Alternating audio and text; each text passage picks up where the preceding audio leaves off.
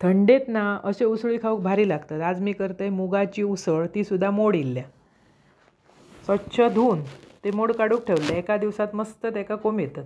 एक कढई घेतले, त्याच्यात घातले तेल, फोडणीत कढीपत्तो, बारीक चिरून कांदो, बारीक चिरून टोमॅटो, व्यवस्थित परतून झाल्यावर हळद आणि गरम मसालो, जो भाजको आम्ही घरात करतो तो सगळं 18 साहित्य असतात त्याच्यात, आणि तो एकच करून ठेवतो। तो आम्ही मटणाक चिकनाक घालतो तो वरसून घातलं। 1 चमचो पावभाजी मसाला, म्हणजे चव अप्रतिम लागतं। अशी उसळ करून बघा।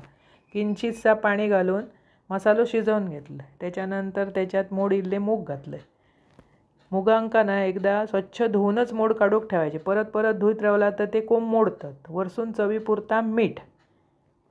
मूग ऐनात गोड असत, होयो तर किंचितसो गुळ घाला, आमका सवय असा। आणि झाकून शिजवून घ्याय।